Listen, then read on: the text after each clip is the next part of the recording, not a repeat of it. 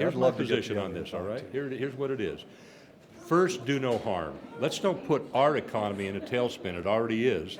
Let's make sure. Excuse me, sir. I'm talking. I know you want to China. I know you want to be in charge, but I'm talking to Mr. Anderson. Okay? You're in the House lounge here. Let's have some respect, okay?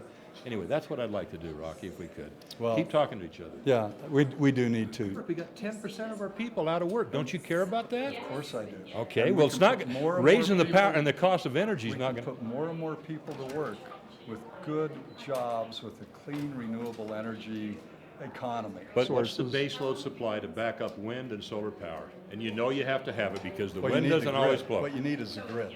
Our power here in this state is about 7 cents a kilowatt. You go over to California, it's about 25 or 30 cents a kilowatt. That is so short-sighted when we're looking at the long-term impacts. I understand that. Before we go do harm, let's first step back and make sure we're doing the right thing. We're doing harm right now. We are absolutely doing harm. At 388 parts per million of the atmosphere, we are not doing which we have not seen in 800,000 years on this planet. Global warming, what happened to the Greenland period 1,500 years ago? Why did that rise?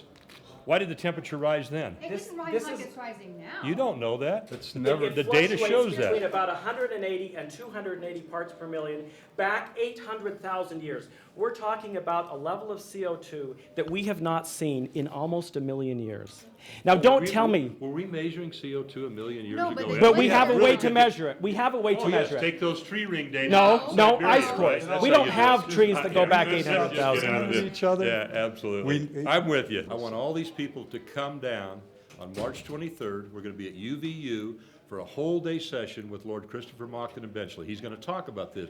You'll have an opportunity to talk about it. All you scientists can step up to the plate. You can argue with him. Let's have a little debate here. Let's just not have one side. See, he totally castigates people like that. He's a fraud. He doesn't know anything about him. He doesn't know anything about him. He uses whatever He is a fraud. credentials he can find that are useful to him at the moment. Well, I'd love to Personal debate friend. you All right. and do it in a friendly, civil way. I don't really want to do a debate, Rocky. I don't really want to do a debate, Rocky. I don't really want to do a debate, Rocky. I understand some of it, but I don't understand it all. I don't have the time to go through all of it, but I do understand a lot of it. Scientists on this letter right here. You can see 1,000 scientists that don't agree with you. 1,000 Utah scientists? Scientists from all over the No, western I'm talking United about States. Utah's top I don't know scientists. Utah scientists. I haven't talked. I don't believe it. I don't believe it. So the problem is when you come out against it, you get what these people do today. You're stupid. You're a bonehead. You're a skeptic. You're a flat earther. Instead of talking about the science, they want to castigate you personally. You don't. No. You might not have said it today. I didn't hear what you said, but it's in the newspapers all the time about me. It has been for the last 4 or 5 years. Anybody that objects to you guys, you castigate him. You put him down. Just like he said, Lord Monckton, he's a fraud. He doesn't know he's a fraud. There's so much at stake here, whatever we're doing.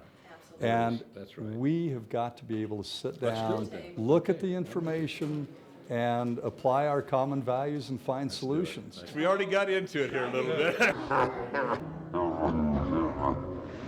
The groups were finally able to deliver their letters when House Democratic Representative Phil Reeson signed on as the required sponsor to have their letters of concern delivered and registered. Now, whether or not these citizens' concerns actually get addressed is a different matter entirely. Many of the activists that we spoke to up here today said the sentiment towards them on the Hill seemed to be, quote, prehistoric. And that may be best summed up with a quote from Republican Representative Alan M. Christensen, who in reference to global warming declared, quote, everything is being taken care of by a higher power. I think that's wrong. There's 1,000 things we're doing wrong around here, and we need to clean up our act, but that doesn't mean that necessarily that we are causing climate changes on the earth. But the atmosphere is so tiny, and putting all these greenhouse gases is retaining the heat. And every American Science Academy, every industrialized nation Science Academy, and all these Utah scientists all are in agreement. I'm not. Reporting for EnviroNews, I'm Monica Bellenger.